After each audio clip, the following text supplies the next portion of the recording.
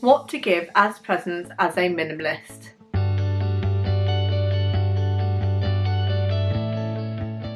Hello, my name's Rachel and welcome back to my channel. Today we're going to talk about minimalism and what gifts that we should be giving as a minimalist. Not necessarily to push minimalism on anybody, just to make a bit more of a conscious decision around gifts. I do videos all about decluttering, minimalism and my no spend year. So I've already done a video about how to prep for Christmas on a budget, and I'll leave a link up here. And apologies for my throat, I'm still slightly ill, so I will muddle through as best as I can. So the first thing that we need to do and to get our heads around is setting up a budget. And like I said, if you want to see more about that, I have put a Christmas budget kind of guide together already. But what I would like you to do and what I'd like to think about is how much are you prepared to spend per person? What is your budget? Because if you have this in mind, it can make it much easier to think about presents moving forward rather than doing ad hoc buying as and when you see things.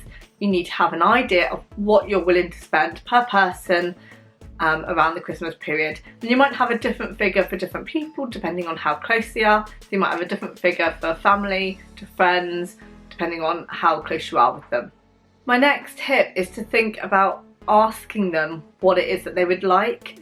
To avoid any kind of gifts that are not needed or not wanted, you could outright ask them, is there anything that you would like for Christmas? This doesn't necessarily work with everybody, but there might be a few people that you are giving gifts to that you could ask what they would like, and I'm sure they'd probably appreciate something that they would really want or need rather than having a gift that kind of is just not meaning anything to them.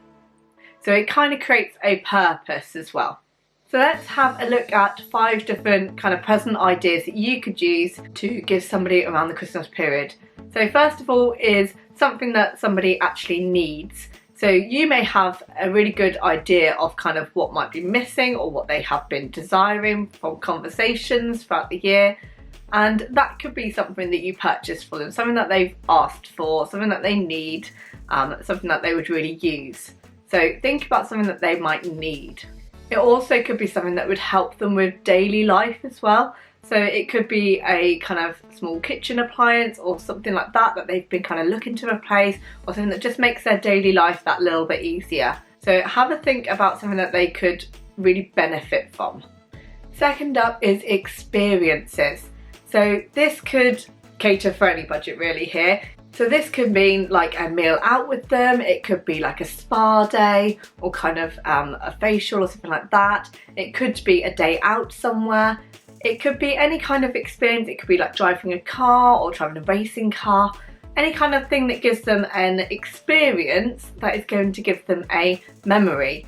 And that's kind of, I think, more personal if you can give somebody an experience either with yourself or for them to enjoy on their own or with another friend, etc. I think that's more valuable. It creates meaningful moments in somebody's life, and that's amazing if you can gift that. And obviously you can decide on a budget for that. It doesn't have to be a really expensive thing. It doesn't have to be like flying in a hot air balloon for like hundreds of pounds. It could be something simple as paying for them to have a massage or getting their nails done. Anything that's just kind of going to give them that kind of connection, that feeling, and that kind of thought behind the present. Number 3 is consumables. Anything that your friend or family member likes to eat or to drink would be a really good gift, because it's not going to go to waste. It's something that they're going to enjoy, they're going to be able to take their time to eat or drink, and they're going to have that moment of enjoyment from it. And you know it's going to be something that they love. So make sure you think about a consumable that you know that they really enjoy or that they want to try or something like that, so that they have that kind of nice feeling from it. Number 4 is gift vouchers or kind of e-cards. Anything that gives the person a choice in what they could buy. So if you know that they are wanting to spend money on clothes, but obviously clothes are quite a difficult one to buy for somebody, you could give them a voucher that goes to a shop that they like. Or if they're looking at purchasing furniture, you could give them a gift card that would go towards furniture. If you can't do gift cards, you could always do that in money and put the sentiment of what you wanted to go towards in the card. But I know that some people prefer to do vouchers so that it goes on that kind of like area that they want them to spend it on. But it will just help them have some choice, but know that you have contributed to that piece of furniture or the clothing that you've bought. So you still have that connection there, but at least they have the ownership over what they purchased so that it meets their taste rather than your own.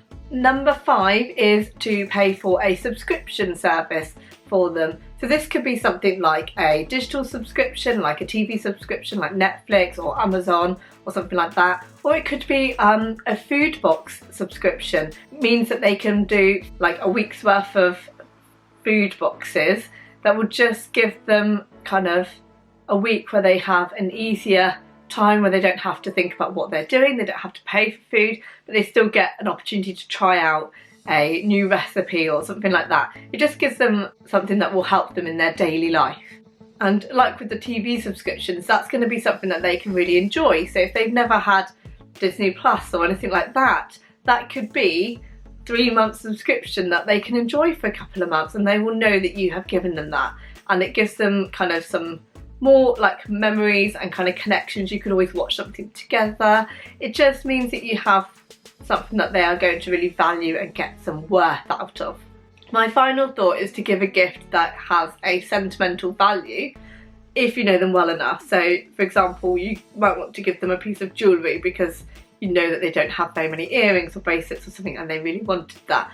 You could give something that will then create a new like sentimental value, and they will be able to think of you every time that they wear that item, and it will just give that bit more of an intimate connection. But obviously that is not something that you can necessarily do for everyone, but it's quite a nice way of showing that you care and that they mean something to you. So those are my 5 different items that you could get as a gift for somebody. Being a minimalist yourself, it still gives you the opportunity to really connect with them and to be purposeful and to not be kind of caught up in the consumerism of little gift bags and products that they're not necessarily going to use. So it just means that you are going to be really thoughtful about your gifts, and I'm sure that anybody that receives a gift of that type is really going to enjoy it.